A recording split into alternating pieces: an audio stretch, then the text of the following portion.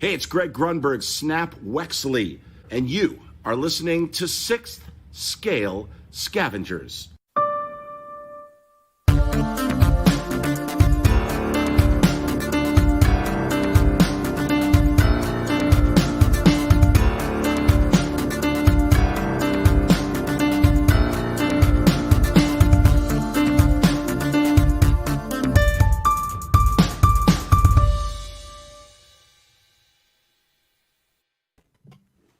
All right, Scavengers, welcome to episode 63 of the 6th Scale Scavengers podcast live YouTube show.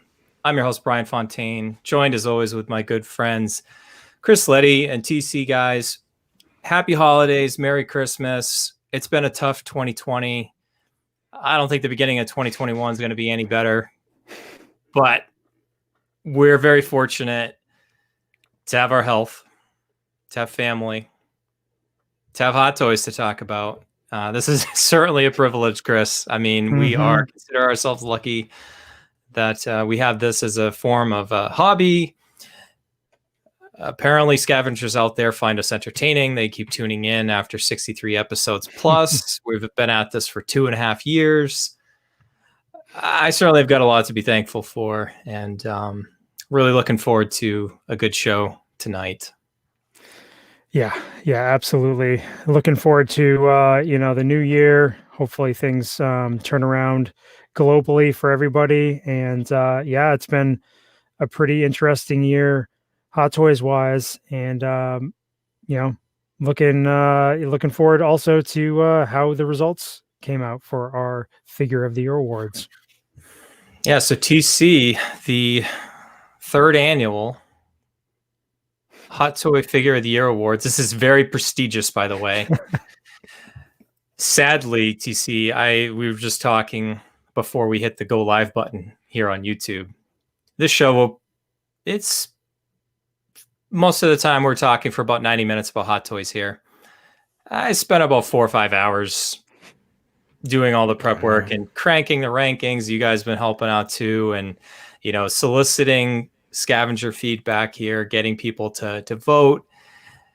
I think it's going to be worth it, though. I mean, this is purely for fun, TC.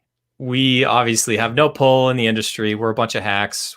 We say all the time we're not experts, but I'm really looking forward to this one. Especially right here on the eve of Christmas Eve, and like we were just saying with Chris, it's really fun to talk about this stuff. Yeah, I mean, it's been a long year. It's been tough, but this is gonna be a good show to close things out, and hopefully enjoy it and have a good time, and like you said, just be thankful for being able to do this. And let's get the show. Let's get it started. Let's go. Elvis. I know. All I see is the shore trooper. Yeah. Well, obviously Mando season 2 is wrapped up. In our Facebook pages and stuff, we've been a little bit more frivolous in talking about things that have happened. We'll still, if anybody hasn't tuned in, we won't spoil anything, in particular here. We have our awards to go through. We have news. So we're going to, because there's so many figures and stuff to talk about, Chris, from a news perspective, and then we really want to spend a lot of time on these awards here. We're going to kind of eschew doing a collection update. I mean, even if you wanted to do a collection update right now, the whole month of December has just been so difficult from if you were trying to buy and sell figures this month, talk about stress. I mean, I was emailing back and forth with Ray from Underground Figures, and he's been kind of stressing on, some shipments that he sent out at the beginning of the month. I mean, if it's your livelihood, it's your business, and your people are trying to get their really expensive collectibles here. It's got to amp that up. So, once the holiday season passes here, Chris, I think things will, return to normal from a shipping and receiving perspective. Yeah, it's a logistical nightmare out there trying to figure out where packages are and all that stuff. Seeing crazy pictures of postal service, rooms just packed full of, everything you could think of, and wondering if that stuff's ever going to make it out.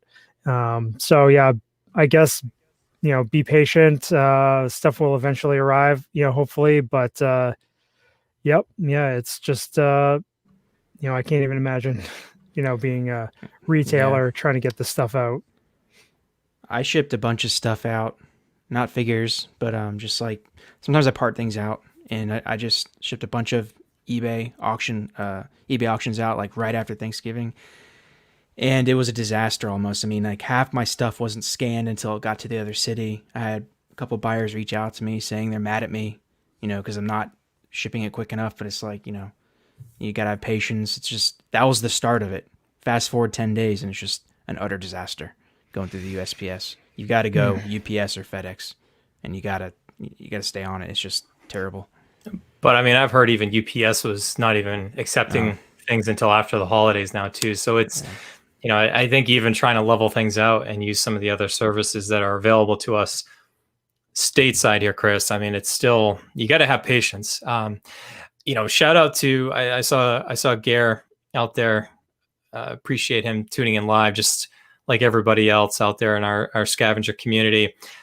I sent him out a figure. I know we're not really doing a collection update, but he was looking for a Black Panther figure, and I had one in my collection, and we came to kind of an agreement. I think he was going to be more appreciated from Gare than me. I sent it out to him from New Hampshire to Texas on the 10th, and it took a week and a half for it to move like 30 miles in my state. And then all of a sudden, just out of the blue today, it's a Christmas miracle. It got scanned in and outside of Austin, Texas. So they are moving. It's very stressful. Another scavenger tip, as we're getting off the rails here before we can get into news, make sure you insure everything you ship. Like, it's only a couple extra dollars. It feels like you're eating into your profit margin a little bit, or whatever you got for selling a figure. It's so worth it to not have that stress. And, if you need to end up making a claim, it certainly covers your backside there. And then you're not out an entire figure and then have to, refund, the money because the person never got the figure you sent them. So, yeah, good advice right there. Occasionally I have it, because we're a bunch of hacks. Absolutely. All right, let's get into the show and let's talk about news. Without fail, guys. As soon as we got done the last episode, Chris, in our 2.5 years of doing this podcast, I think this is maybe the second time I've seen an image like this. I think the last time Hot Toys sent out a upcoming release photo was, I remember the Infinity War Hulkbuster being part of that one. And that was also a time period where there was just massive delays. And it's, Chris, I think it's just their way for Hot Toys to say, hey, we haven't forgotten about you. We didn't take your money and ran. We're not, not expecting to ever send them out. But I mean, this is like these are all the figures that we've been looking for. And since some of these have been, released already, we've got the Mark 85 to talk about, the Stealth Suit Spider-Man. We've got Night Monkey. I mean, Chris, we've got IG-11, Heavy Mando, Fat Mando, whatever you want to call him. Endgame Cap. Looks like they may have fixed the star. Might need to go back to the drawing. Oh, of course, we're going to talk about Tony Head Sculpt Gate here at some point. But I mean, the Quantum Suit Tony, that head sculpt may need some work as well. And then right in the background, we've got quarter scale Spider-Man tech suit and our buddy Raul. Hellboy. He thought that would never release. So, Chris, TC, it's nice to see something like this. But I mean, to see the delays of how long some of these have taken. I mean, right now that 85 has dropped. Cap Endgame, April 2019, Chris. Mm-hmm. It's crazy. Yeah. I mean, we kind of saw the writing on the wall as this last quarter was closing out. You start doing the math. We look at our databases. Our friend Roy in the Netherlands, he usually tracks a lot of this data, and comparing things to last year and the releases and like what's to be expected. Hey, we should be getting this many more figures and that sort of thing. I mean, we're like, there's just not enough time left in this year, calendar year, to get these figures out. And, seeing an image like this on screen with, potentially the next, 7, 8, 9 figures to come, it's reassuring for sure. Cause, Hot Toys, we all know that they're fairly tight-lipped as far as, what's coming, and, some stuff leaks out. A lot of bloggers and social media people will, start dropping some tips and hints and stuff of what's coming, but a lot of the time we don't really know for sure. It's great seeing this image, and, I think it's good for Hot Toys to do something like this. Because people want their figures, and if you keep on getting those delays, it's discouraging, and it's not really the best business to, keep delaying figures and not letting the collectors know, when to expect them. And so I love this image. I think it's great. It would be cool if they did this like every 6 months or something, but nonetheless, I think these are all figures that we want, and I would expect, once these come out, I mean, we're just going to keep seeing more and more releases after the new year. Yeah, I mean, this is a heavy hitter picture right here. I mean, key issues of Spider-Man. Obviously, the 85 has been released. I think a lot of people are waiting on IG-11, especially Heavy Mando. I mean, those two to kind of round out that early season 1 Mando shelf you could have. I mean, there's a lot to like here.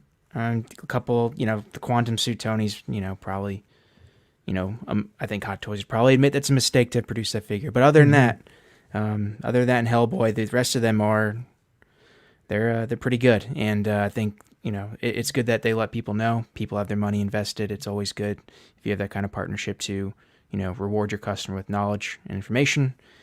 And this does that. So, good picture. You guys got any predictions of out of that group I just had up? What might be next? I'm just stalling so I get myself time to get another photo. I think we're probably looking at Cap. Cap is probably going to be one of the next ones, or one of the Mando figures. Yeah, I'm going to go IG-11. It's been a long time since that one's been announced as well. Well, actually, let me follow that up as I bring up, Night Monkey here. It'll be the next one we talk about. So my theory got thrown out the window. I thought the Mark 85 was going to be the January 1 release of a figure there. I mean, out of that, there's a couple candidates now that could be there. Maybe one of the Spider-Man. Cap would be really good to be on July 1st. They've January gone 1st, January 1st. Gonna need to drink another cup of coffee before I get on the airwaves here. I mean, you've had Doctor Strange, we've had Thanos, a couple good ones there. So anyways, so TC Stealth Suit Spider-Man, Night Monkey himself, was released.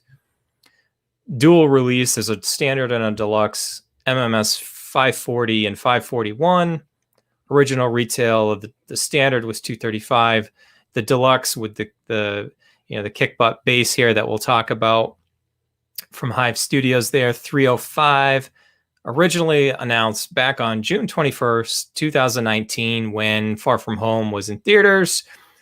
released on December 11th, a mere 539 days. Long time. This is I think this is a home run released by Hot Toys. I think the partnership with Hive Studios is great. I do question the difference in the end. You're talking $70 for that Hive Studios base now. It lights up. It's really well made. It was a partnership, but at the end of the day, that takes up real estate. The box takes up real estate. The price is $80 more, and you're not getting a head sculpt. I think the value's in the original one without the base. That's just, I've seen reviews of it. Looks great. But I just think that you're better off going with the 235, especially how prices are today. That's where your value is. The figure's awesome. It's got the dual split boot design with ankle articulation. It's got what looks to be good articulation from a Spider-Man figure. So, I mean, this to me is great. And they gave you the little neck replacement piece. So you can pop on a Tom Holland head sculpt from another release, whether that be the upgrade suit or one of the tech suits. And you can give yourself a figure with Tom Holland head sculpt on it. So, good release. I'm going to get it, and I'm going to go with the base version. Chris, what do you think? Yeah, this is a great figure. I mean, I just love the design of the figure. This is the figure that I pre-ordered twice and canceled twice. Just because, it fell into that that level of it's a cool figure, but does it really fit into my collection? Do I really need it? Am I buying it just because it's a cool looking figure? I mean, that's kind of how I ended up feeling in the end. Again, I do really like this design. I have not watched any reviews because of that. I don't want to get sucked into ordering it again. But I think Scott's got to be reviewing it soon for Parker Files. So. I know. Well, and he has a way of spending your money. So he does. It's like every single one of his figures he reviews, I order. Thanks, Scott. Park Files, check them out. No, I think if you are one to go the route of with the base, it adds that extra element. Technically, another villain. Even though it's kind of an illusion. It just adds something different to the display. If you're a Spider-Man fan, if you want to collect the whole line, I mean, it just adds a different look to a Spider-Man line. So passing for now, we'll see what happens. Yeah, I'm not sure. I kind of got more of a Endgame Infinity War setup for my Marvel collection personally. I like the movie. I kind of like Homecoming better. So I think it's just trying to compare it, Chris, to some other releases that we've got. It's kind of like a combination of the 10th year anniversary cap suit, maybe a little bit of Black Widow from Endgame. Yeah. It's got a little bit of give. It might crease a little bit, but it should go back. And TC, I think you said the vital part of this is the fact that the split cut boot is there, and to have that articulation, I think, especially I'm just looking down at my shelf here for a figure like Iron Spider, and you pivot the ankle around and it draws the whole suit down and it can stretch it out. So Hot Toys is improving. They're trying to get better. I'd like to see them kind of try to find something better to do with future, Spider-Man releases to be able to get similar. I mean, because it seems like it's these oddball ones, the stealth suit one here, the homemade suit, the original and the re-release. You have no fear of kind of posing them around. And Chris, you've said it multiple different times before, like Spider-Man's meant to, do these action poses. Sure. He can put himself in crazy positions, swinging on his webs, doing all, avoiding attacks and all that fun comic book type stuff, the crazy moves. So yeah, I mean, that's kind of what you want in a Spider-Man figure. This one looks like might be a little bit, better in that regards for posability. As we move along here, keeping things rolling, switching from Marvel to Star Wars and the Mandalorian, and this figure TC in particular, we'll keep the spoiler talk or plot points out of this. We have Moff Gideon, the figure that was teased previously at the same time as the Tusken Raider. We talked about the Tusken Raider in a previous show. So on December 15th, we've got the actual release of the Moff from the Mandalorian. TMS Television Masterpiece Series 029.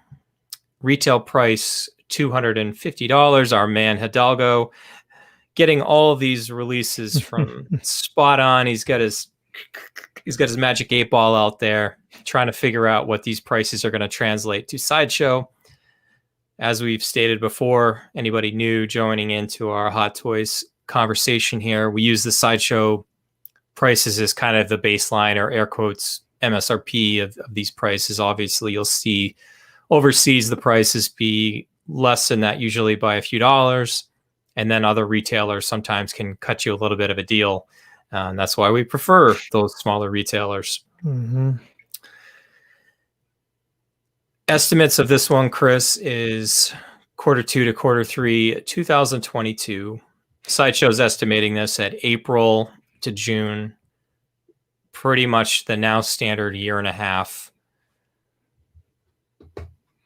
Chris, I mean, the face sculpt seems to have kind of irked people a little bit. I personally think it looks just like as a Giancarlo Esposito. Mm-hmm. I mean, I can't wait to add this one personally. I mean, we're not really doing a collection update, but this was a dopo for me. Yeah. Day one pre-order. Yeah. I mean, okay. So maybe it's about 95% there. I think it looks like him. Obviously, when you start comparing like a still shot from the show to the figure, it's all about lighting. It's, all that stuff. So it's really hard to do that. I mean, this is Moff Gideon. It's the actor Giancarlo Esposito. I think it looks great personally. It wasn't a dopo for me, but it was a couple days later pre-order. It's counting. I know, we'll give or take, a couple days. I just think this figure, granted, there's not a ton with this figure, but you do get the dark saber, which is a great accessory. I think this figure is more about the presence on the shelf. He's got the red on the inside of the cape, which really helps pop the piping on the suit, his front chest plate. I think we don't have an Imperial that looks like this. So I think this is, if you're an Imperial collector, a Mando collector, I think this is, probably a must buy. If you're an overall Star Wars collector and you want to get some of the more key characters, I mean, it might not fit into that, but I think it's a cool figure. You got to have him on the shelf with your Mando line, in my opinion. I mean, TC, you're kind of focusing in on Baby Yoda, the child, Grogu, whatever we want to call him, with a Mando as an accessory. I mean, this, I don't know how deep you want to get with that, but I mean, I'm not going to be able to get it. Look, if you're looking for figures that are going to rise in price in the aftermarket, I mean, this is going to be one of them because the Mandalorian is extremely popular, and they're not going to make another Moff Gideon. It's one of those characters. It's going to be like Krennic, the other Moff, Grand Moff Tarkin. It's just going to be a one and done. The only thing I would say about the sculpt is I think it'd be better if the eyes are kind of looking down.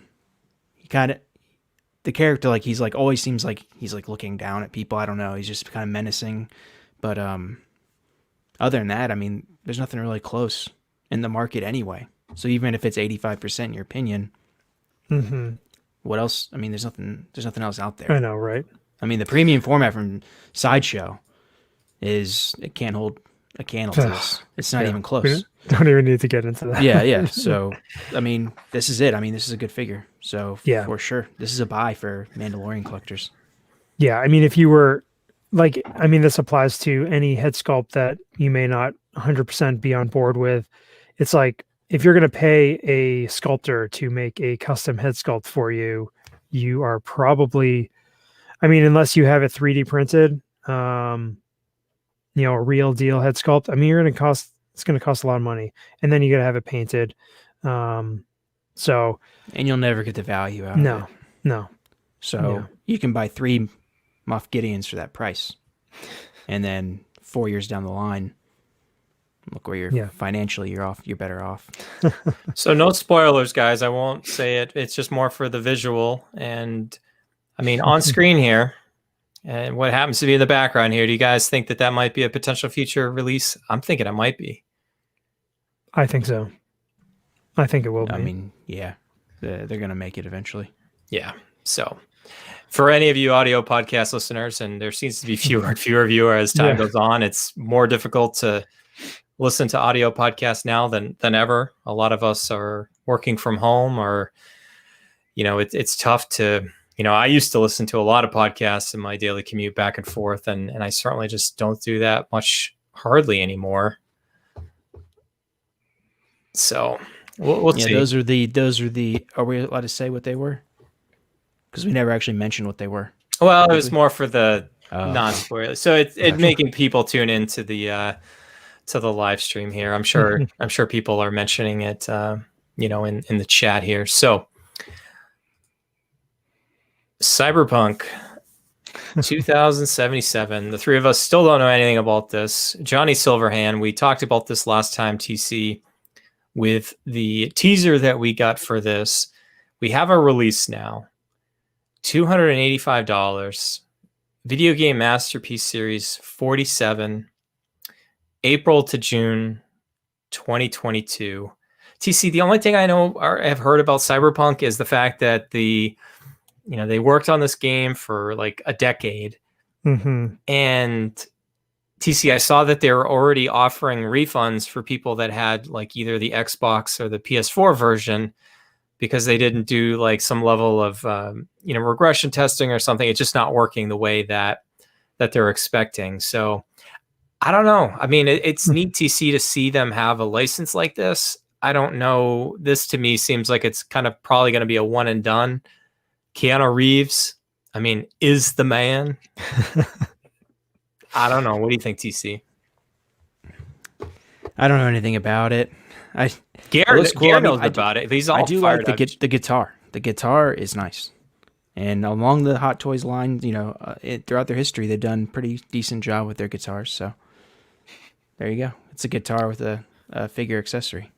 You got Marty McFly. You've got the Spider Punk, and now you've got Johnny Silverhand. There you go.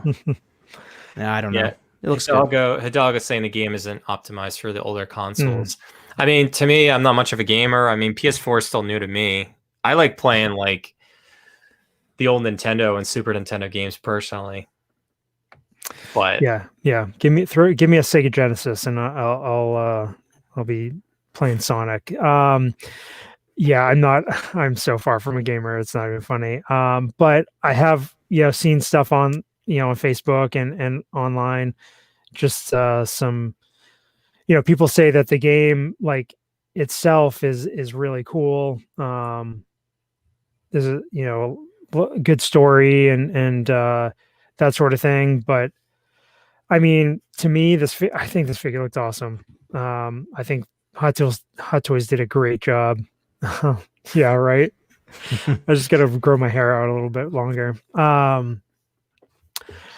I think, hey, kudos to Hot Toys. I mean, this is another one that's kind of in that Alita category where it's probably one and done, but they go all out for it. I just think this is, if you're a gamer and you really like this game, I mean, this is the collectible to put on your shelf to represent this game for you. I think it looks cool with the glasses, the gun, the guitar. He's got a duffel bag. I mean, all kinds of cool stuff. Leather pants. I mean, man. Keanu Reeves in leather pants. Yeah. Sign me up. Yeah. My only concern with the figure, My only concern with the figure, guys, is the non-robotic right arm. It's the standard, well, what used to be standard for the Hot Toy bodies, where there's not a double jointed elbow. You're not going to be able to get this elbow to go more in than 90 degrees because of the bend. We've talked about this previously. The Clone Wars Darth Maul has the same elbow. I did see a photo, one of the promo shots that we're showing here, where, he's shredding the guitar. I still think you can pose them just fine. Yeah, here's the photo I was just thinking of. So, I mean, you can still make it work. I wish Hot Toys would find another way. Like, I don't think a double jointed elbow is really that unsightly, but that's just me. I'd rather have that than the seamless arm that will crack over time. We'll see. I mean, off a lot of chatter in the live chat with Scavengers tuning in live. We got 58 people right now. A lot of people are seeing to like this game, so we'll see. Interesting. I think you made the right comparison, though, Chris. I mean, probably in that, that Alita, that range, that it can seem strange, but this is how Hot Toys draws in new collectors. We bemoan the fact that they make tons of Spider-Man and tons of Iron Man and stuff. Well, that allows them to do a figure like Johnny Silverhand here. So Deadpool, Gingerbread Cause Rider.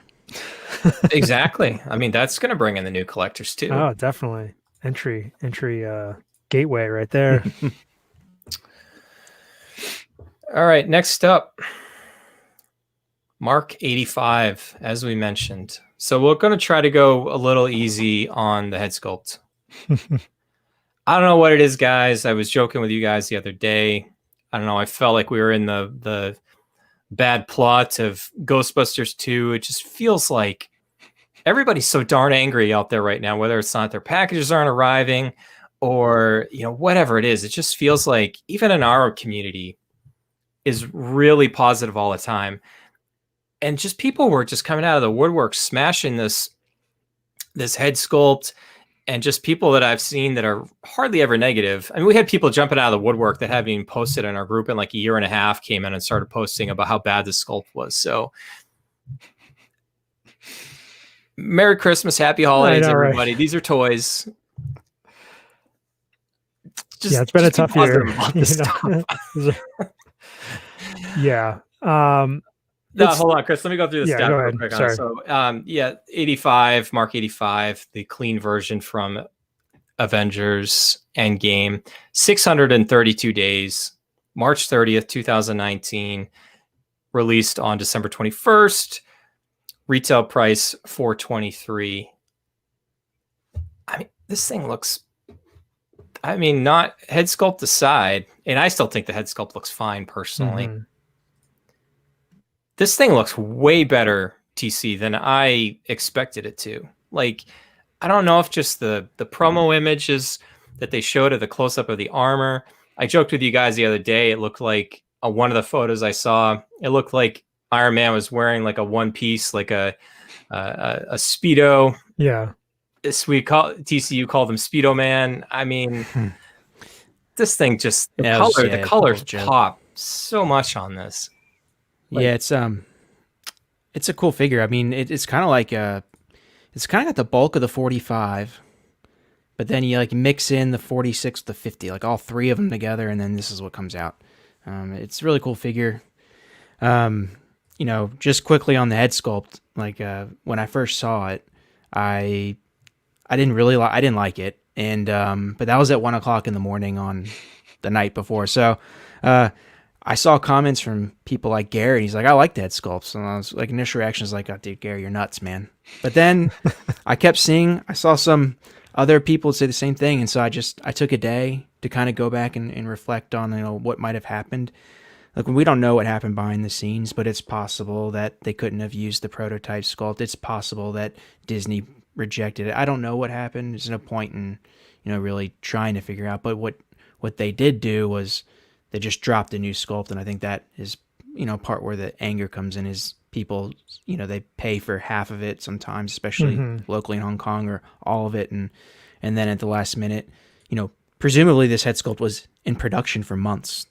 I think it's just a lesson that, Hot Toys could, improve their communication. It would help alleviate this issue. But then also on the flip side, customers can be a little more reasonable on how they react, because this might end up being where they're going to repack it with like the 47 head sculpt. And I don't think that's a good thing either. So anyway, I did my reflection, and then I kind of got around to the head sculpt because it is an age of Tony. It is something different, and I don't really want a 47 head sculpt. I've got multiple Mark 50s. I don't need another one of the Mark 50 heads, 46, 47. If it's not that prototype, I'd rather just keep, the original sculpt, because at least it shows his age, and I think that's what they were going for. They could have done a better job, and I think that this is a lesson learned for all, but it's not terrible. Yeah. And it's a unique head sculpt. So I'm concerned that I'm not going to get the head sculpt. So I went and I bought it at Toys Wonderland, and maybe they'll drop the head sculpt on the Quantum suit. I don't know. I think they might just take it all back because of the backlash. It's not coming back. I went and got it at Toys Wonderland. So, but the figure itself is sick. Just straight up. Even forget out the head sculpt. That's even secondary anyway when you buy an Iron Man figure. Mm-hmm. The money is all put into the engineering. It would be priced at $400 anyway. So it's just bonus. So for me, this is an automatic buy, and it's just engineering marvel. Pun intended. Yeah, I know. So the deal that Hot Toys, they put out a disclaimer saying that they would swap out with the Mark 50 head sculpt. Isn't that what? I'm pretty sure that's. I don't know if it's the 50 for sure. That's just what Justin. I mean, Justin's as connected as anybody, is what he said. I don't know, but they're going to exchange it with something, and it looks like they're going to pack it differently stateside than they did batch 1. Yeah. Yeah. So, I mean, people that are not happy with it potentially have a chance to either return it or get a different head sculpt. I guess that's similar things like that have happened in the past. It's very few times that Hot Toys has done stuff like that, but it goes to show that they did listen to the complaints, because the Mark 85, I mean, this is a flagship figure. I mean, Iron Man is Hot Toys bread and butter. To quote unquote, potentially screw up something, could have major ramifications as far as sales and that sort of thing. So they want to make sure that the Iron Man fans, collectors, are satisfied, which, that's fine. Me personally, I look at the head sculpt. It's not like, I don't really have too many problems with it, honestly. I know I was watching Justin's review earlier, and like the different angles and stuff. Certain angles look okay, others don't. Kind of like UTC. If I was to have this figure, I'd kind of want that other one, because it's something different. And I doubt I would be displaying it with the unmasked head sculpt anyway. Maybe for some pictures or something like that. But in my display, I would have the the helmeted version. And this is a figure that it got axed on my pre-order list a while ago, like over a year ago or something like that. And I thought I was just going to go with the battle damage. Well, you watch a review and it somehow ends up back on your order list. Thanks, Stevens Collectibles. So I really like this figure. I really like the overall, the silhouette of this figure, the way the figure poses even just in a museum pose. Roy was talking in our council chat, that, just in a basic pose, it just looks really good, which is great. And the seamlessness of the joints in just that standard pose make it look really good. And then obviously when you extend it out to do all the dynamic poses and everything, you can get it looking pretty cool. It is a bit big compared to other Marvel figures, in my opinion, but so is the Mark 50. So is War Machine. I mean, whatever. It is what it is. They're comic book characters. It's not that big of a deal. But Yeah. yeah. The kicker too, just really quickly, is now you're gonna have to wait till April. Well, for April is when the Hong Kong residents are getting the updated sculpt. So if April is when they're getting the updated sculpt, we're looking at a June, July release maybe, and then that's gonna push back now the battle damage one. It's just a mess. It's just a lesson for everyone to learn. Learn from. Communication's better. It is always better than not communicating in something like this. And I mean, we've looked at companies like Asmus Toys, where they showed a head sculpt, people gave constructive criticism, quote unquote, and they go back to the drawing board. Now, again, and then they talk about that and they make posts on social media and disclose this information. Hey, we're going to go back and we're going to redo this. A lot of that information is really good for collectors. We can use that and say, hey, this company is willing to do this. I think there's a bad precedent set here, though, with Hot Toys, because now there's so many more Hot Toy collectors in the game. I think the last time somebody in our group mentioned that it was like a Terminator figure or something that they did a part swap or something. I would argue that the Hot Toy collector population is tenfold more than it was back then. They've now, because they cater to everybody, every time a head sculpt comes out that they don't like, they're going to demand that it gets fixed. And I think that's hogwash. Yeah. There's people, there's these artists and stuff that they put all their time. This is a person behind this. Oh yeah. You can just like something. And I think that's where I kind of had, where it irks me quite a bit, is you can constructively disagree with saying something that isn't maybe up to par. Vote with your wallet. Mm-hmm. I don't want to get on my soapbox here for a little bit, but don't personally attack somebody for something that you probably never intended to buy anyways. You're just waiting for something to get angry about. Yeah, just vote with your wallet. If you don't like it, don't get it. There's also the size of the company. Yeah. Asmus is fine. All right. Yeah, I'm just using that as a small example, So, but in general, you'll get people bring that up as that's the reason, or you'll have maybe even a, I don't know, sideshow. Whoever the company might be, Hot Toys is 20 times the size. I mean, their gross income, their revenue is probably 100-fold, 1,000-fold. I don't know what it is. What an Asmus Toys or a third-party company is. It's just not even the same game. It's just like with anything. The bigger the company, the less transparency you're going to get. It's just one of those things you have to live with. You take the good with the bad, and oftentimes the good far outweighs the bad. This was a mess up, but like you said, Brian, they've set a precedent, and hopefully it was just because of Hong Kong.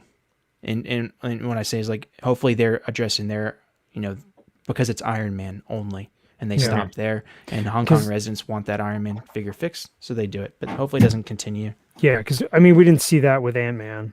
So, right. It wasn't worth it for them to go back and redo, that head sculpt. But yeah, it's like you said, Brian, it is some of the personal attacks and stuff. It's really, it's sad. It's tough. It's embarrassing to be part of that community. I mean, not that we're above the fray, not we're perfect by any means. And we try to stay on the positive thing. I'd rather, that old adage, if you don't have something nice to say, then don't say anything at all. Yeah. It goes with the same way of voting with your wallet. That hits home more than any negative comment ever will.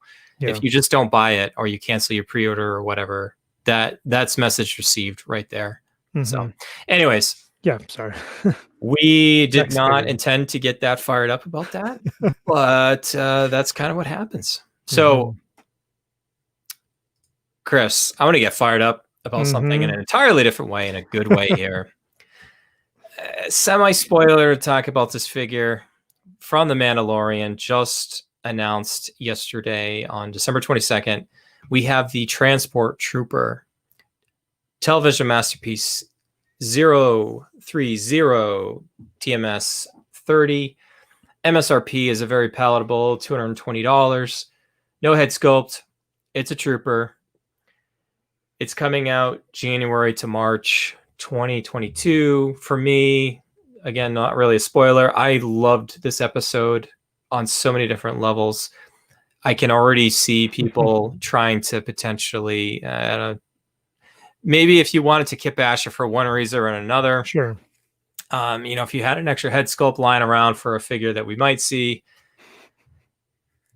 The quintessential Kit Bash figure here, Chris. And man. I mean, this isn't too spoilerly, but I think this is one thing I love about the show, The Mandalorian, is it's like, you've heard Dave Filoni, Jon Favreau talk about they're dealing with like the leftovers. It's like their older brother gave them the Star Wars toys that they didn't want anymore, but they got a Boba Fett and they painted it, silver, and it's brand new, and they're making all these stories with these action figures and stuff.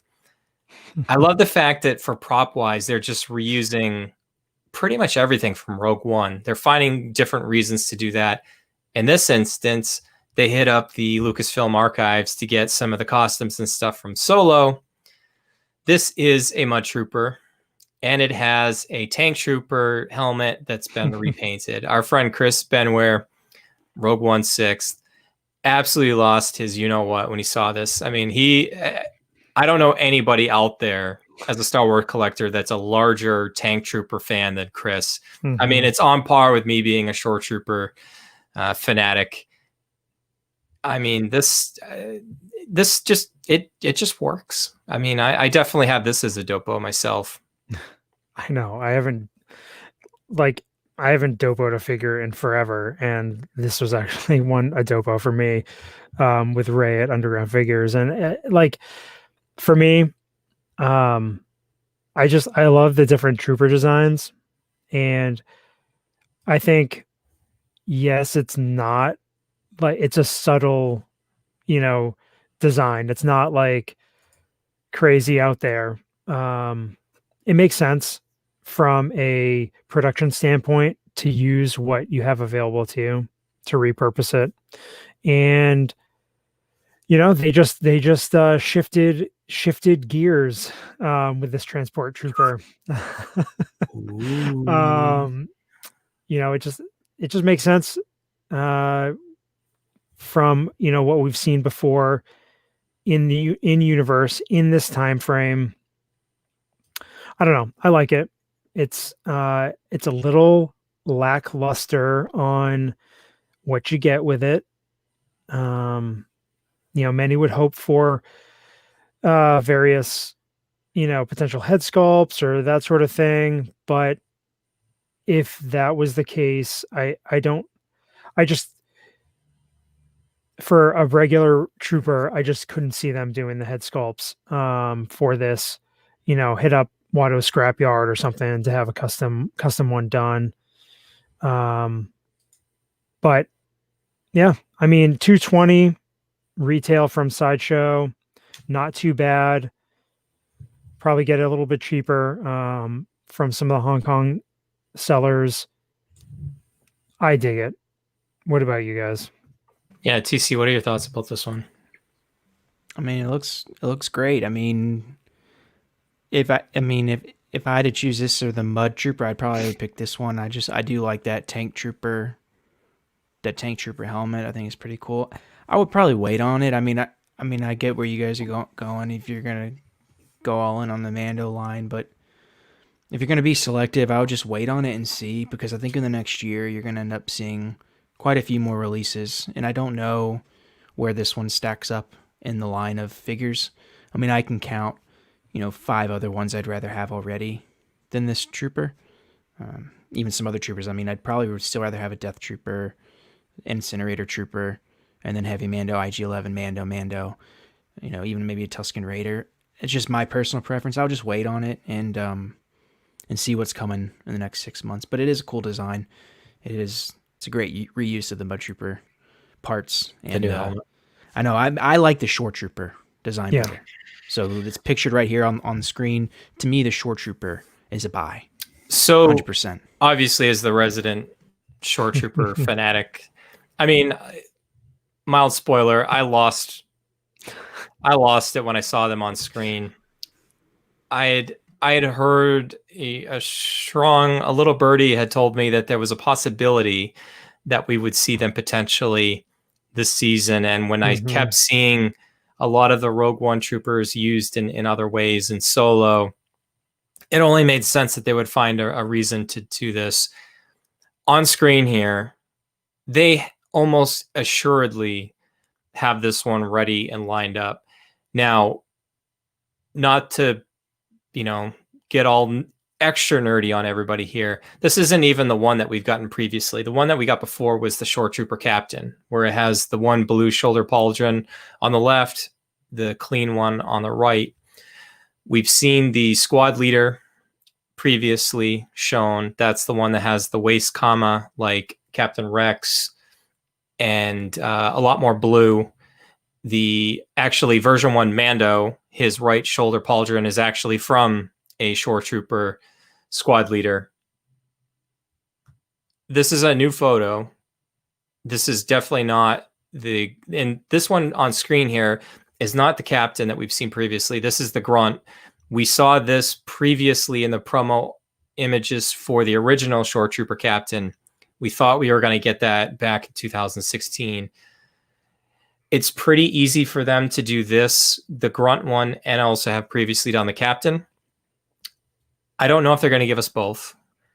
I think they could do this one. It's a good way to give fans a chance to get a Shore Trooper that missed it originally, but be different enough to honor people that had the original release and still, TC, you've talked about this previously, kind of like retaining some of that exclusivity of owning something previously. However, they easily could just give us both. They could have one day within a month or so, they could say, here's the captain, here's the grunt, and you get both. I mean, this is a no-brainer. That's fine. I mean, you can do that if you're Hot Toys. I just think that they're at a point now that they're so big, there's so much out there that they don't need to do. You don't need to be checking the market for figures. Doing a direct reissue doesn't help the bottom line any more than creating a new version of the Shore Trooper. That's going to sell just as well. So to me, issue the Mountain Trooper, issue the variant, and give the leader. Give another one if you want to do it. But just let collectors have the Shore Trooper that have the Shore Trooper. Yeah, I think coming up with a different version of it makes more sense than doing a straight up reissue. I mean, you got to crank up production, break out those molds again. I mean, you might as well, do a different paint scheme, throw in a couple different accessories, and label a different Mando version. I think that would retain the value of the original Rogue One release. Might come down a small percentage in value if that's something that you consider when it comes to your collection overall value. Obviously, if you are really high on the possibility of them coming out with another one and you just want one Shore Trooper in your collection, I mean, 6 Scale Economist talked about it. It's like you might as well make one figure into 2 figures, potentially 3, depending on what you sell it for and your retail, what you paid for it. So heck, I mean, I would love to get this grunt Shore Trooper. I just think the different color schemes and everything always add a different touch to your lineup, and fingers crossed. And this is just a repaint. I'm looking at the captain. I know, Chris, you just had your captain in front of you, Shore Trooper captain. It's exactly the same thing. It's just the paint being different. There's no blue on the chest. The left pauldron doesn't have blue. It's just the white stripe. The waist, the ammo pouch, and everything on it is exactly the same. So, if they're going to do one of these, they might as well do both. But if they don't do both, as somebody that's watched that episode several different times, it was mostly the grunt you were seeing versus there was a couple captains mixed in. I'd have to go back and see if they had a squad leader, that had the waist comma there. But obviously this blaster has also shown up a lot too. You saw Fennec Shan carrying the DL-22, I think, is the blaster that Shore Trooper has. So, man, everybody can't tell. I'm just excited. Grunt color scheme's awesome. Yeah, it's just classic. Like it's like off white. Yeah, just straight all the way down. But keep this in mind. There's a lot of other figures that we would love to have from this, and if they use a release or two up for that, on the high end, we're getting maybe 22-ish Star Wars figures released per year, and that also includes some that are deluxe versions of another, maybe one that has a vehicle, one that doesn't.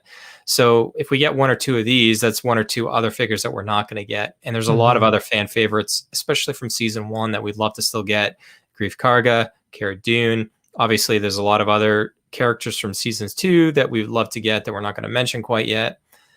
I don't know. I'm really excited. Yeah. I mean, we can speculate all day long on what we're going to get from the Mando line. It definitely seems like helmeted characters are more prevalent in the Mando line. Moff Gideon obviously bucks that trend. I think it's easy for them to get troopers out. I wouldn't be surprised if we got a clean Mando regular stormtrooper at some point. That just seems like a no-brainer, honestly, because we need Hot Toys to have stormtroopers basically, in stock all the time. It's great to get different versions, but yeah, keep them coming, and we'll keep talking about them. Hebrew Hammer in the house, yes. Cletus himself. Just missed. So at one point we're at 78 live. We just had 79. Crazy that this many people want to hear 3 hacks talk about Hot Toys here. A lot of other stuff, guys, just quickly. It looks like, the recent wave of Star Wars releases have kind of made it to the secondary retailers. Commander Cody, looks like BBTS is sitting on a stockpile of about 22 Codys right now. If you need one, go get one. You will regret it if you miss it. Darth Vader, Cody, Qui-Gon, Death Trooper, Maul, a lot of these ones that, were at Sideshow a month or two ago, we're starting to see trickle out. Again, like we talked about at the opening, all the delays with shipping and stuff. Just be patient, guys. Have that Christmas spirit, and things will get there. Things will get there eventually. I'm sure these retailers are, as we mentioned, are stressing enough of it as is having their inventory mid-transit right now, and hopefully collectors aren't giving them grief for all these delays. You will get your collectibles at some point here.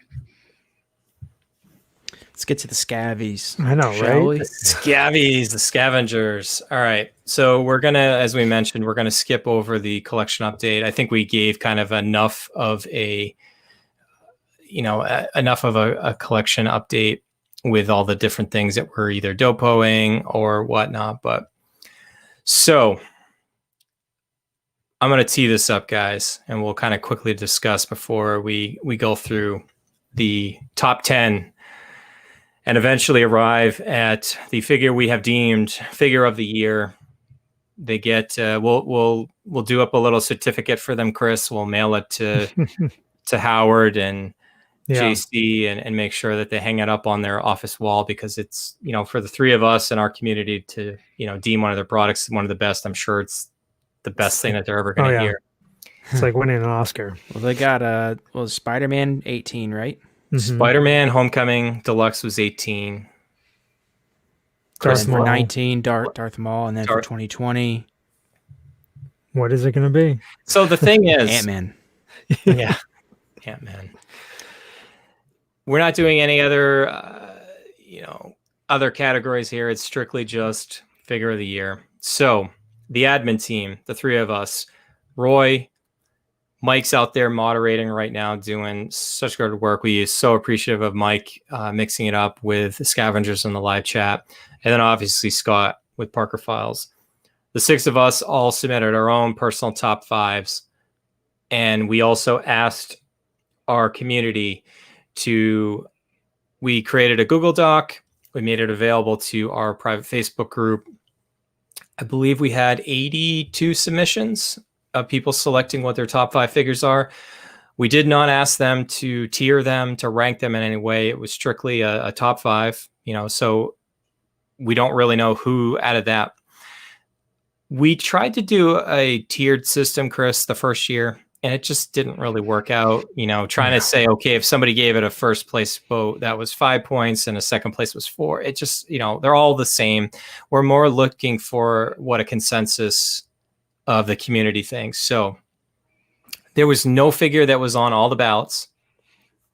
I will also state that I think myself, maybe Roy, he was a little coy about this, knows the full results here. Everybody else is gonna learn about this all at the same time.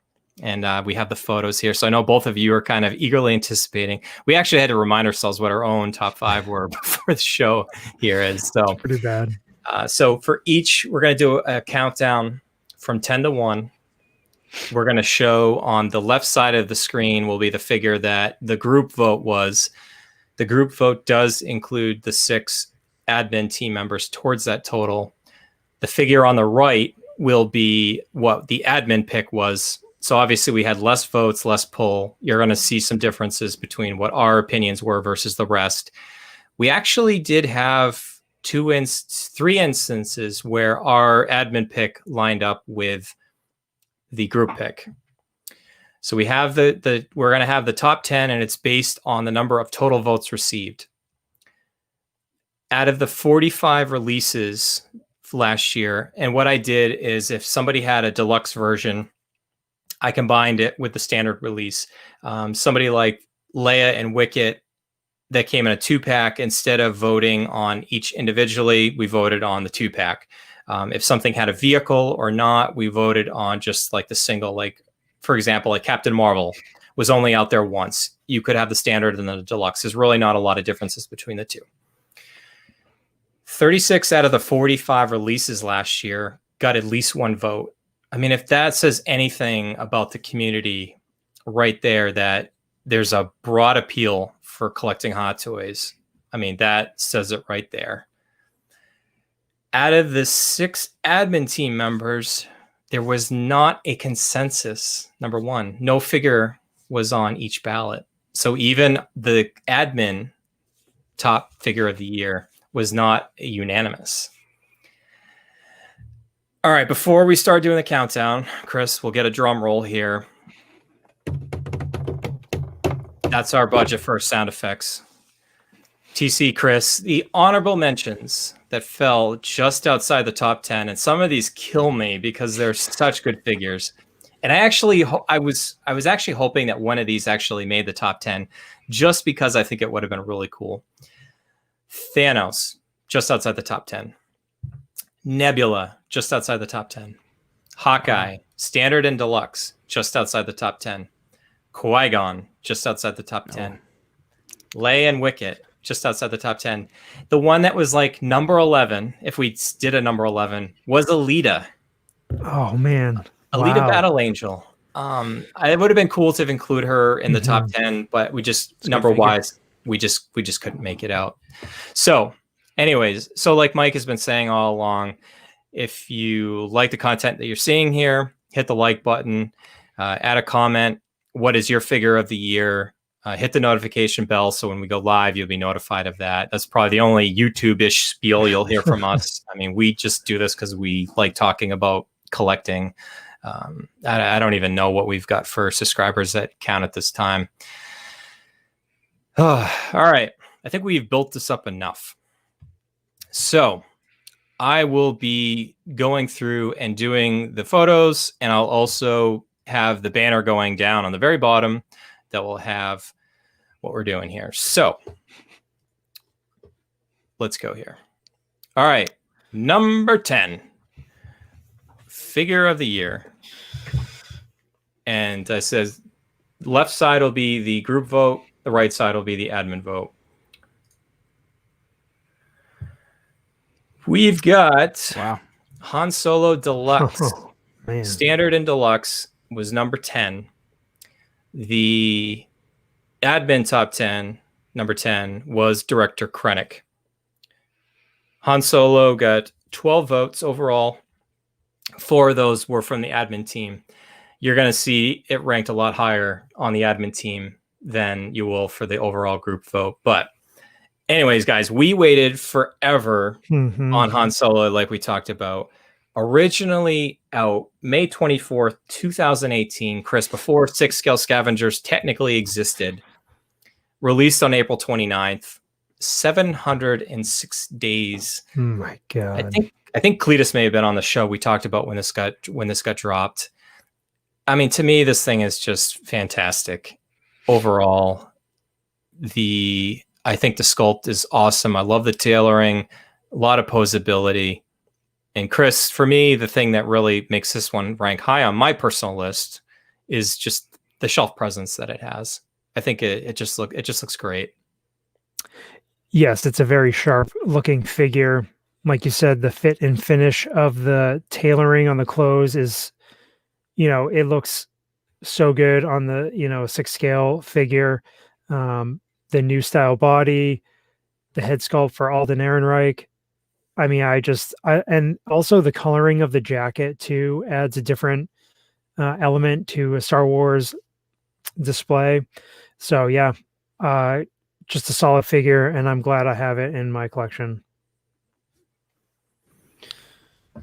Yeah, very, very good figure. I like it. I like it better than Krennic if we're comparing these two. I think they just this is like Hot Toys just introduced next level. Next level fit, finish, tailoring, and body on this one. And then the sculpt, they went back to the drawing board, improved it. It's a great release.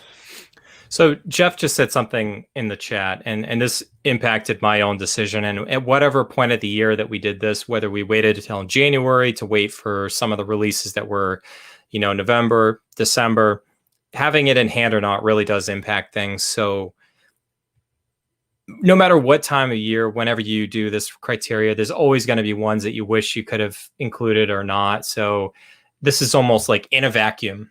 On December 23rd, this is the best information that we had, to go on. And it does stink because there's a lot of good figures out there. There's one in particular I would have loved to have in my top 5, but I just didn't feel comfortable putting it there without actually having it in hand. Yeah, I only voted for stuff that I had in hand or had seen in hand personally. So that's kind of how I voted. Would have been different if I it had all the figures or had been able to see them in person. But yeah.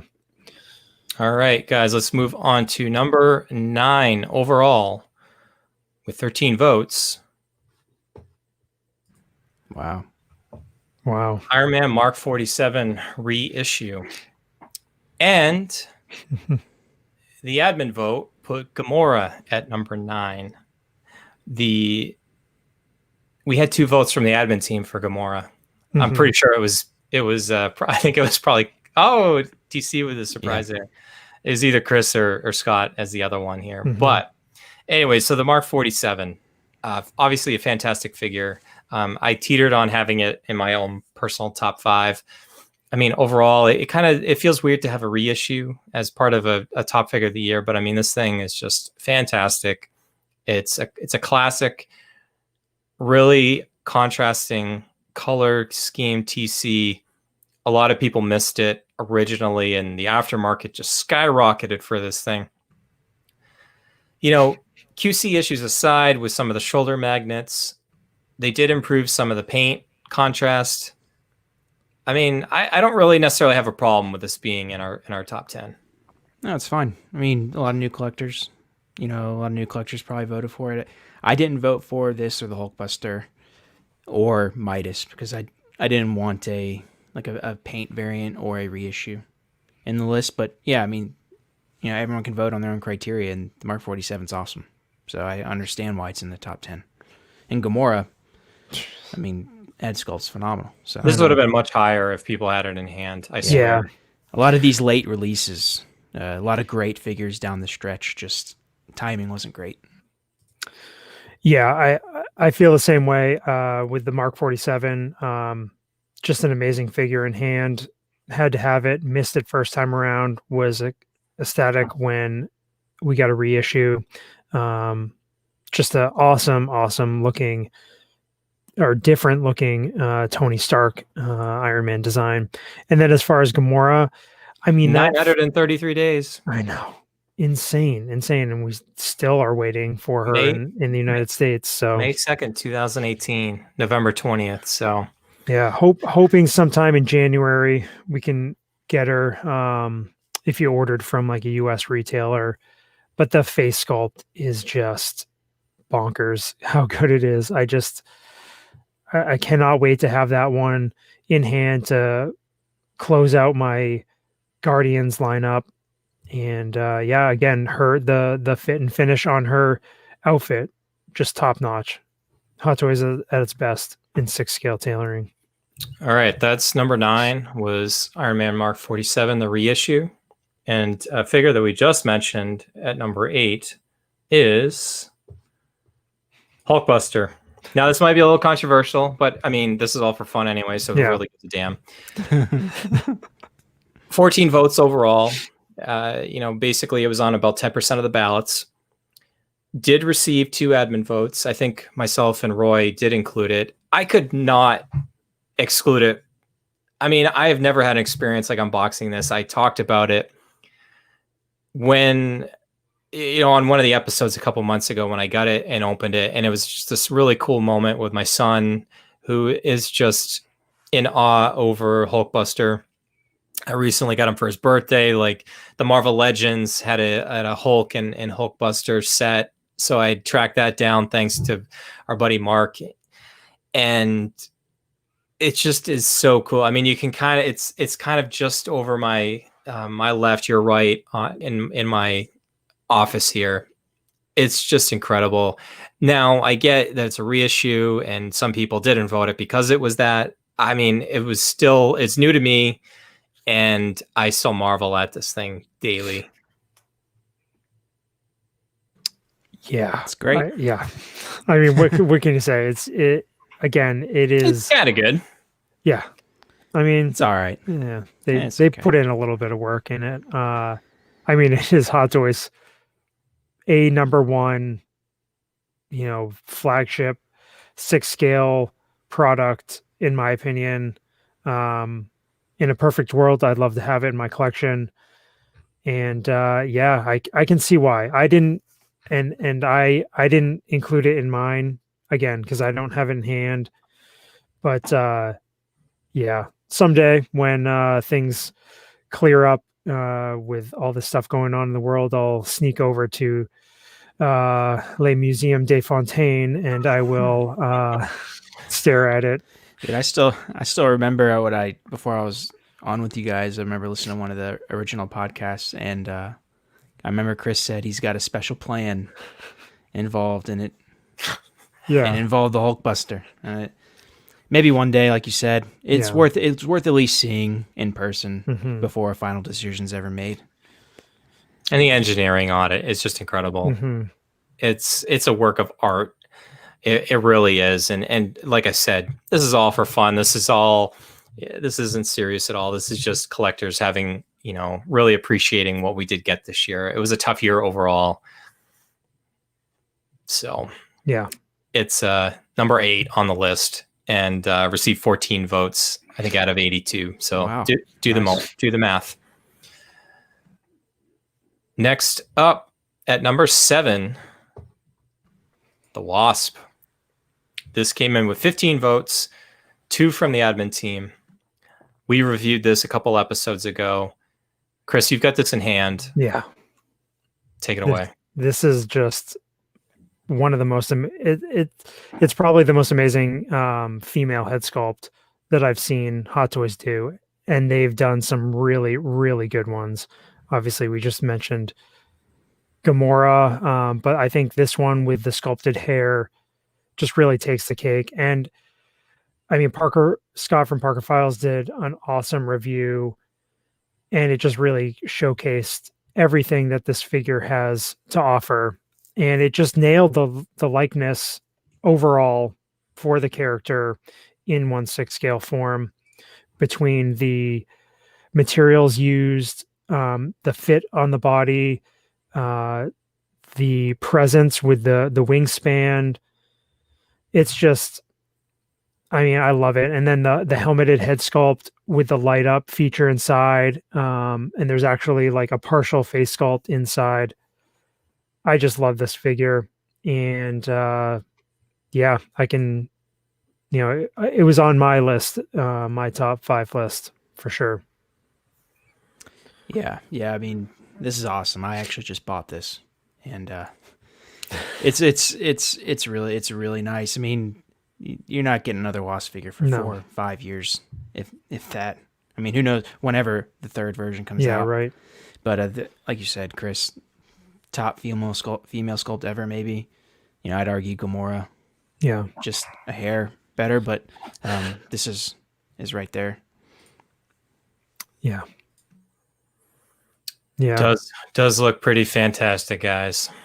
All right, moving on to our number 6 in the top 10 of 2020 Hot Toy Figures of the Year, according to the Scavengers, the Scavies. We draw our inspiration from Michael Scott and the Dundies for this. I'm not nearly as funny as Michael Scott, though. All right, number 6 on the list. We got another split screen. Number 6 was Han Solo Mud Trooper with 21 votes overall. And the number 6 figure for the admin team, which I feel like this would have been a lot higher, guys, was Beskar Mando. Yeah, TMS 14 and 15 with Baby Yoda there. I mean, TCU just unboxed this for our scavenger group last night. But the star of the show here is this one is the Mud Trooper. Again, 698 days from announcement to release. We got this spring. We just saw, Chris, this setup with the Transport Trooper. It looks awfully familiar from the neck down. I mean, this just has, I know this is a lot. We have a lot of Trooper collectors, people like Elvis out there that are Star Wars focused, that love Troopers. And, I've seen, Eric over with Tashi Station has like 7 of these in a diorama. I mean, he obviously loves the setup. So I think this thing just has a lot of presence. I think, the helmet looks great. You can kind of army build that. Obviously, there's a Han Solo head sculpt, the same head sculpt that came with the standard and deluxe release. You can remove the hair to put the helmet on if you don't want to have the Fallout mask on. This is just a really cool look. I love Solo the movie. I think the Scavengers got this one right. Yeah. I mean, it's. Roy was praising it early on, saying it was going to be one of the best figures. Smaller numbers as far as release, figures release goes. All plays into it spiking in price.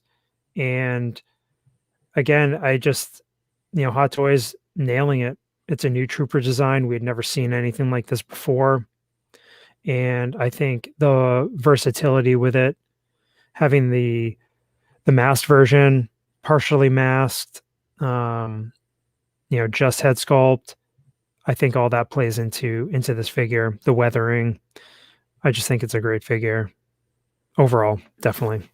All right, just seeing a little confusion out in the chat, guys. Yeah. So the figure on the left is really what we're focusing in on here. So we're just showing the admin team comparison on the right, just to show how the 6 of us kind of maybe differed a little bit from the rest of the consensus here. So the number that really counts is the one on the left. So everyone's concerned that maybe Deluxe Mando is a little bit lower than they expected.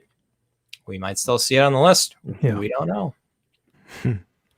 Only one knows. Only one knows. And maybe Roy, because I think he actually hacked my my voting system. But either that, or he checked StreamYard beforehand and saw me loading up all these banners and stuff. All right. So number 5, coming in with 25 votes, was Director Krennic. He was lower on the admin list. We had him at number 10. But also, at number 5 was the Mud Trooper. We actually had the Mud Trooper ranked a little bit higher than the rest of the consensus.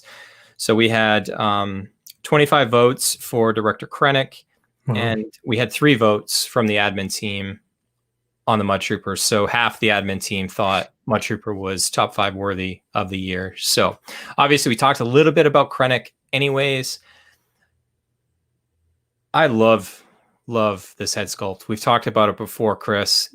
For whatever reason, they just absolutely nail older gentleman head sculpts. It's just, they capture all the different wrinkles. It just looks fantastic from any different angle. I mean, this is right in the vein of Tarkin, of Dooku, the really just fantastic older gentleman head sculpts. The presence here, we got an Imperial officer. I saw people trying to kit bash this to make their own Thrawn figure, you know, having a white uniform. So this even had some appeal for people that like to part figures out. You know, the little nitpicky things that we talked about when we reviewed this initially, Chris, was maybe the lack of hands. I still think this is incredible. I keep looking over at mine over here, and it just has so much shelf presence. I completely agree with everybody having this at number 5 overall. Yeah, and this one was a figure that people didn't think was going to come, and it just got dropped, and everybody ran out and scooped up all the Death Troopers, and that's when, you know, those drove up in price. And you know, it's because when Hot Toys initially showed the prototype images, it just looks so amazing, and then they nailed it with the release. The head sculpt is great. The suit is, you have options, display options from the beginning of the movie and then later in the movie. I think that really helps the figure overall, having those extra accessories. Just I mean, it's great when we can get the, you know, we got Jin, and you know, and then we get Director Krennic. So there, you know, you get the good side and the bad side. It's tough when there's other characters, you know, that we don't get, and I'm glad that we got Krennic, and I'm not surprised it's this high. Yeah, he's kind of a necessary figure for Rogue One. Mm-hmm. It's a little bit bland, like just as an action figure. Yeah. But I mean, I get why people like the figure a lot because it's a key part of the Rogue One line. But I mean, in terms of just actually as like an actual figure, yeah, I think there's better ones. But you know, Hot Toys executed, you know, really well in this. And then the double look, like you said, Bryan, Yeah. Chris, the poncho look, and then the actual Imperial officer look. The fact that you get both, really, really nice. Yep. All right, so that is number 5 overall, was Director Krennic. Coming in at number 4, Darth Maul Solo DX-18. The admin team at number 4 had Commander Cody. So we'll focus in on the discussion here with Maul. 28 votes, had 4 votes from the admin team. 462 days from announcement to release. Again, one of those solo figures that, you know, just got delayed a little bit. It seemed odd at the time that we got that, because you don't actually see him in the film, you just see a hologram of him. So they took some artistic liabilities with some of this. I have this in hand, guys. It's just incredible. The robot legs, Chris. The head sculpt, it's a DX. I mean, we've talked about it before. You really haven't gotten the full Hot Toy unboxing experience until you've been able to open a DX figure. You know, opening the special box, you pull open the top, you know, the top flap, the figure's in styrofoam, all the accessories are underneath. It's like the creme de la creme. I can't say enough good things about this. Yeah, this is one I've got right behind me. You know, I love this figure. Again, I like what Bryan said. Open up the DX figure is just great. I loved, you going through all the accessories and checking out everything. And the head sculpt is nuts how good it is. I love it. The suit design, and then the star of the figure are his robotic legs from the knee down. I just think the detail that Hot Toys put into those with the tubings and like hydraulics and everything, I think just looks amazing. And top figure for me, for the year. One of the top figures, obviously, but I love it. Yeah, a very, very good figure. I like the synthetic material they used for like his outer cloak, robe. I'm glad it's not a pleather, at least so I've seen on the reviews. I've never seen it in hand, but great work. I'm not going to argue that. All right, we are getting ready to go into our top 3. And the reason why I didn't really focus too much about the figure on the right from the admin team is because Commander Cody is number 3 overall. And I could do that because I knew what was coming, so I could moderate that discussion. Commander Cody with 37 votes. Wow. Out of 82. So, do the math for all you statisticians out there.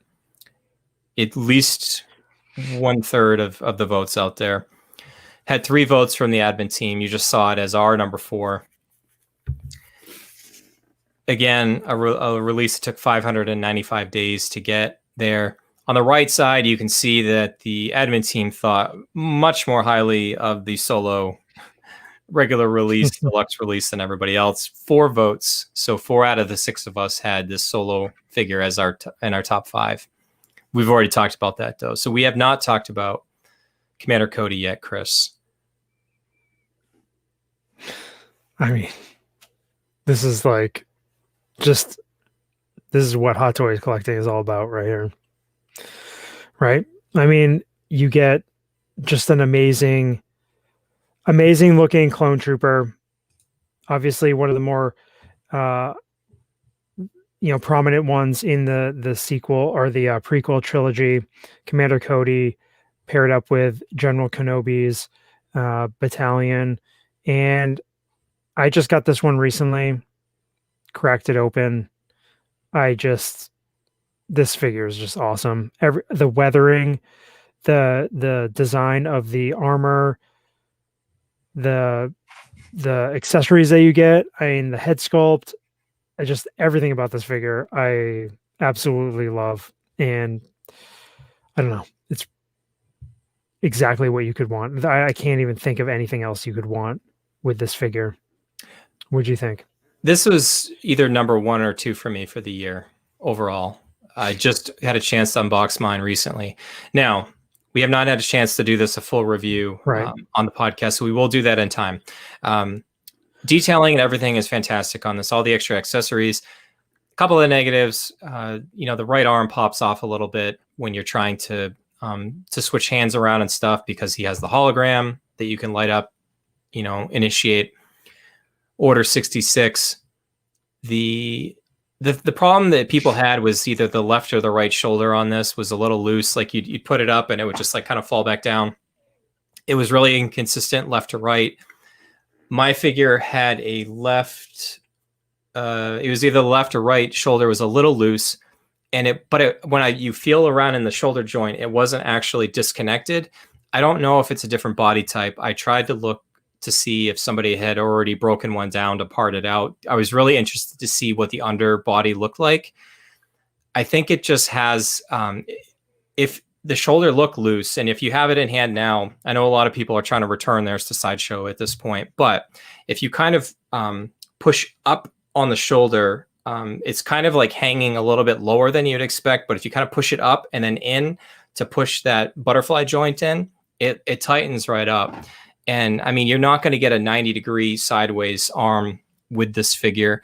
I don't see why you would really need it, but detail wise here, TC, and you're probably not going to get this one, but this thing has so much shelf presence. I also have the Sideshow Captain Rex, the Phase 1. I love Captain Rex, but putting those two side to side, it puts Rex to shame. Like, if anybody's actually looking for a Captain Rex out there, Sideshow, the Phase 1 to go with your Phase 2 coming out this year from Hot Toys, hit me up. I might consider selling it for a good price. I mean, that's how good this Cody figure is. Like this is legit one of my favorite figures that I've opened in quite some time. Yeah, I mean, looks awesome. Now, Rex is much cooler than Cody, but it's beside the fact. The character, not the figure. Yeah, the character. I had this in transit. It's lost in the mail. Shipped out December 7th, not here. But yeah, I mean, this is what you want. I mean, a great figure to kick off the clone line. It's just a taste of what you're going to get for the next 5+ years with Hot Toys making clones. So well deserved. Good figure. All right, guys, the final 2. So anybody kind of keeping track at home, watching live, you can probably put 2 and 2 together to find out what it's going to be. But you actually, I think there's going to be a surprise here. Oh, man. All right. Number 2. Deluxe Beskar Mando. Okay. I was honestly surprised, guys, that this ranked so highly because a lot of people would not have had it in hand. I think they were able to put 2 and 2 together with what the version 1 looked like and just, all the things that it came with and the shelf presence and stuff. And then took the leap of faith to really think that this was really high on the list. 48 votes, almost nearly half of our Scavengers voted in the Scavies here to have this in their top 5. Got 2 votes from the admin team. You saw it at number 6, I think, overall. TC, you actually have this in hand. You just unboxed it last night. I don't think I've heard you get that excited about a figure in quite some time. This thing only took 250 days from announcement to release. I mean, I will give you the floor, my friend, because you actually have this and Chris and I do not. And by the way, Maul was the admin number 2, coming in with those 4 votes there. Yeah, I mean, if my shelf, this spot is the number 1 spot in the whole room because it's about eye level for me. And it's where your eyes naturally go to first when you first enter. So that tells you how good I think of it is, how good of a figure I think it is. But yeah, I mean, this is my figure of the year. I mean, it comes with everything. You got the Mando figure. I think it's an improvement over the OG one just slightly. And then, of course, you get the double Grogu figures, one in the pram and then one standing. And you get all the accessories just packed out. I could not... I know there's no ranking in the lists. I could not vote the original over this in my personal rankings. So for me, this is my top figure of the year. This is why you collect Hot Toys. I know Chris said it for Cody. That's my kind of reaction for this figure. Mando, key show in the Star Wars, really in Star Wars history, bringing back a lot of fans. And then you get the cutest little character in the universe, double, 2 times. So great figure. It actually looks a little trimmer than the original Mando because of the way the armor's set up. So a little more athletic fit too, if you're worried about the fat suit. Great figure. Yeah, get it now. Don't wait. This is this is one that I would really say don't wait this one out. Yeah, don't wait for another version. Please not. For sure. Yeah, I mean, just for my own personal ranking, I didn't vote for it because I didn't have it in hand. Same. So I think that's why it's lower on the admin list. But again, I watched your unboxing yesterday and I was just dying inside because I knew that I was going to have to wait. I don't know how many more months for Sideshow to get theirs in because I ordered mine through them. And, we're looking, probably another 2 to 3 months. So I don't know. This is everything again in a figure. I love the baby Yodes in the pram. I cannot wait to have a couple of versions of that and, of the little guy in 6 scale. And I love the aesthetic of the Mandalorian, and then with his upgraded Beskar armor, I mean, he looks like a badass. In the Grogu, actually, two things. Has actually surprising shelf presence because the eyes are like really piercing, kind of the bug-eyed look. But two, he actually has articulation in the head, so it's an actual sculpt. So what you don't like, what you're missing with Mando himself, a head sculpt, you actually get with the Grogu. It's not some cheap little thing. It's an actual mini figure, and really good value there. Yeah. It's no cheap, Christmas tree ornament or anything like that. It's the real deal. As we've always seen with Hot Toys, even accessories, you were showing in your unboxing video, like the inside and the seat of the pram are all painted nicely, and the details there and the weathering. So it's great to see them doing all that. Hidalgo already calling the low stock notification on Deluxe Mando. It was a drill the last time. We all got worried about that. I think we covered about that on a prior show. But all right. So that is 2 through 10 so far. We have now arrived, TC and Chris, at the award winner for the 2020 6 Scale Scavengers Hot Toy Figure of the Year. Will be joining the prestigious company of Spider-Man Homecoming Deluxe, which only by default got in the 2018 because I think it was released on January 1st, 2018.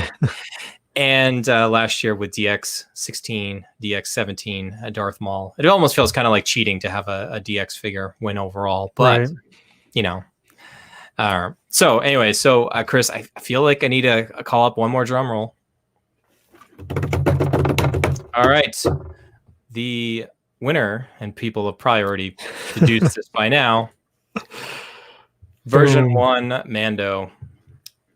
Yep. I think this was actually the Collecting Weekly Figure of the Year as well. 53 votes out of 82.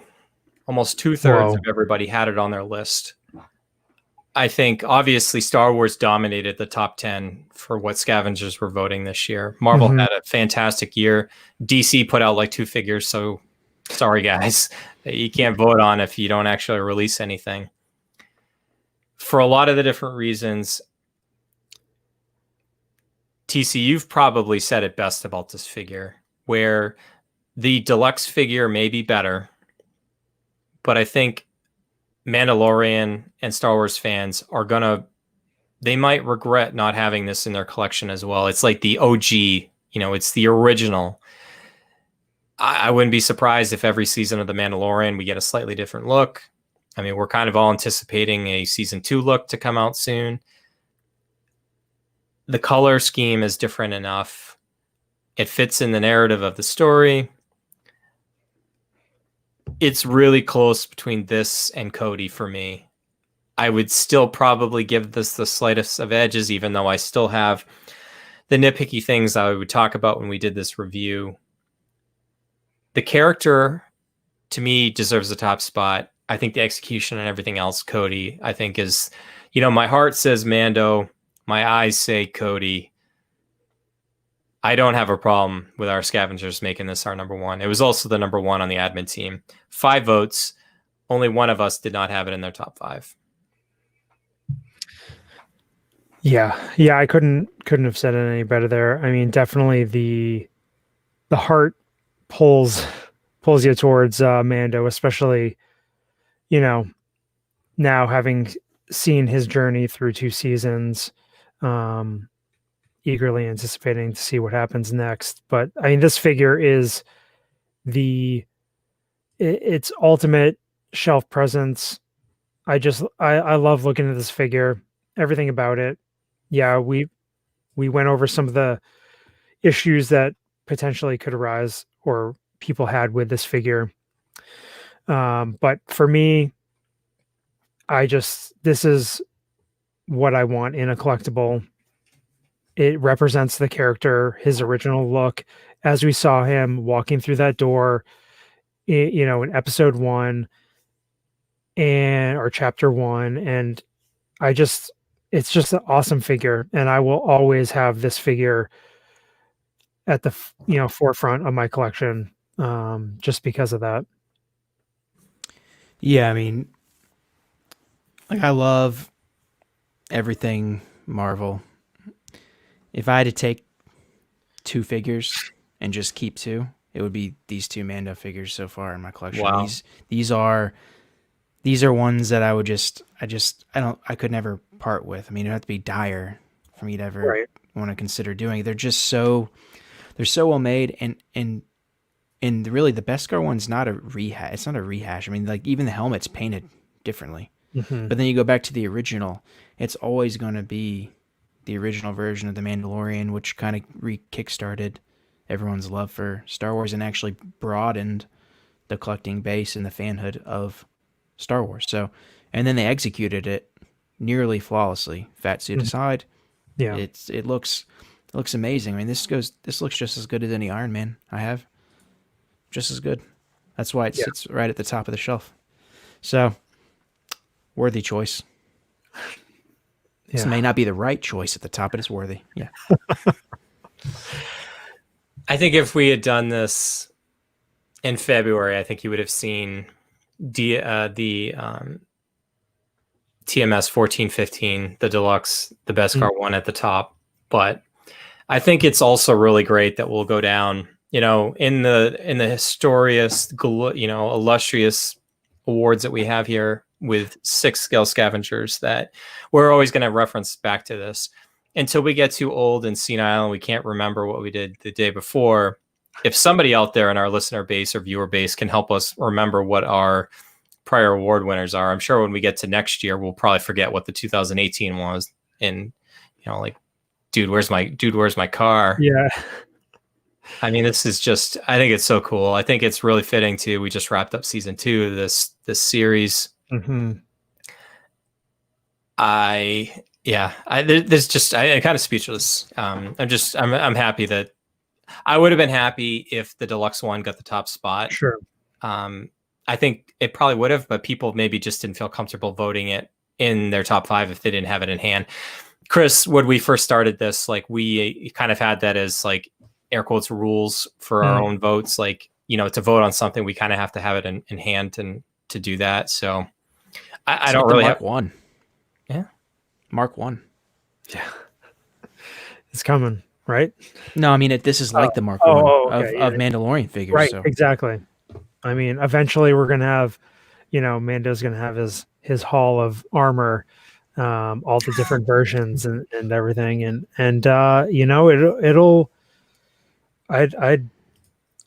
put it right up against, the Iron Man lineups and that sort of thing. If we get to that point, because it's just that Mandalorian design. I mean, we see the popularity of Boba Fett, and other Mandalorians from Clone Wars and Rebels and that sort of thing. I mean, it's just an all-time character design. And I think the more Mandalorian stuff we get, the better. All right, guys. So like we said, JC and Howard, the certificate will be in the mail. Mm-hmm. Make sure you frame it, hang it on the office wall at Hot Toy headquarters, and be proud of the work that you did this year. So in closing, Mandalorian TMS 007, the original, the OG, 53 votes, 5 votes from the admin team, $243. Good luck finding it if you're still looking for it. Just don't miss it. That's all I have to say, because I think eventually this thing is going to start climbing in the aftermarket. I think as more and more fans catch up on the series that may have been living under a rock, and as Disney Plus gets more popular and the kind of the Mandoverse that they're launching here, this guy's at the center of it. He's the epicenter. He's, Iron Man launched the MCU, Mandalorian launched the Mandoverse. And I think as Star Wars fans, we're pretty darn excited about that, to say the least. All right, guys, closing thoughts. I am so glad we didn't do a collection update and stuff, because we're still on a long show here. We're kind of approaching the 2-hour mark, and we're right before the eve of Christmas Eve. It was a blast, as always, to be able to talk to 2 of my closest friends and to see us shatter records of live viewers. Mike was out there. I think we hit 91 or 92 people at one point. Maybe someday we'll crack the 100, if that even means anything to anybody. Right. Probably not. But the thing I'm, as we close out TC, Chris, as we kind of close out 2020, we all had a tough year. We all managed through. We found ways to still do this show every 2 weeks. We individually battled, scheduling changes, and, we moved the time up. Work schedules sometimes were difficult. We never really broadcasted, but a couple of you guys were feeling really under the weather a couple times. We still powered through. I mean, I'm so proud of what we do here. I can't thank both of you enough. The team behind the team with Roy and Mike and Scott, all of the viewers and stuff that tune in, that are supportive, that get excited about this stuff like we do. And, we're looking forward to a great 2021. And, God willing, we're going to keep doing this twice a month and for hopefully a long time.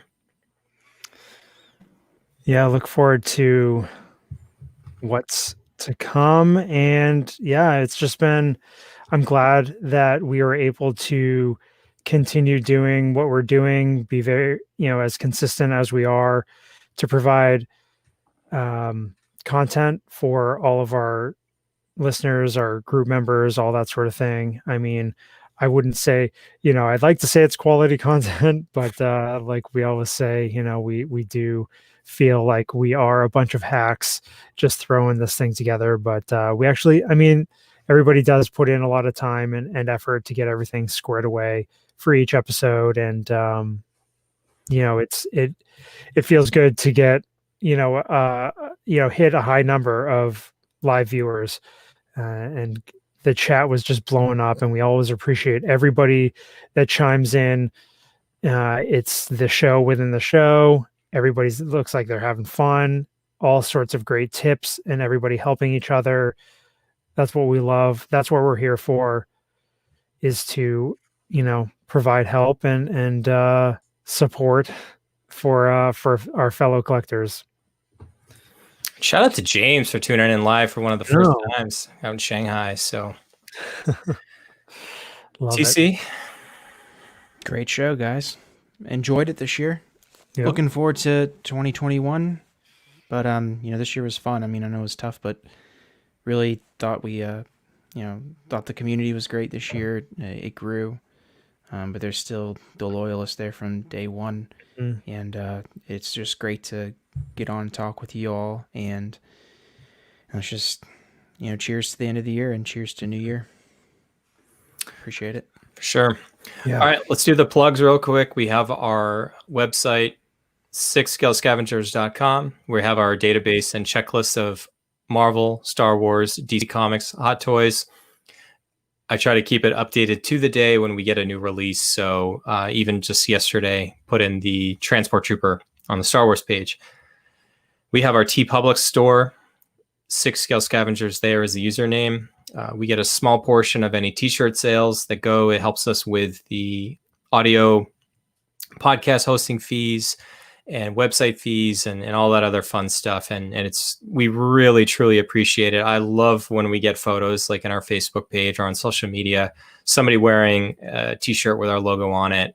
It just means a lot when somebody wants to have that much pride in what we do. And I'm glad that people feel like they can be part of it too, because this is, we try to be as all encompassing as we can. We don't pretend to be experts or pretentious, or I don't know. I don't think we're pretentious, but maybe somebody else does out there. But anyway, so we appreciate that support. We are on Facebook. We're on Instagram and Twitter. You can find the audio podcast version of this on Apple Podcast, Amazon Music, Google Play, Spotify, Stitcher, and 6scalescavengers.libsyn.com if you want to grab that RSS feed and throw it into your podcast catcher of choice. And finally, we mentioned him. We certainly appreciate everything that Scott does over at Parker Files. Glad to have him included in the admin top 5 rankings. Parker Files on YouTube, the official Marvel Hot Toys video reviewer of 6 Scale Scavengers, and looking forward to some hopefully upcoming reviews that he's got with Night Monkey in particular. So Chris, apologies in advance if you end up ordering that one. We'll see. We'll see. I may have already looked at eBay prices. Yeah. I know he's itching to get some more reviews out. I think he was waiting for some new camera equipment. So look forward to those upcoming reviews. All right, guys. I think we already kind of said our thoughts. Again, thank you so much to our audience. Thank you for tuning in. Thank you for being part of what we do. We're looking forward to 2021. So, Chris, my friend, for the last time in the year 2020, bring us home, my friend. Excelsior.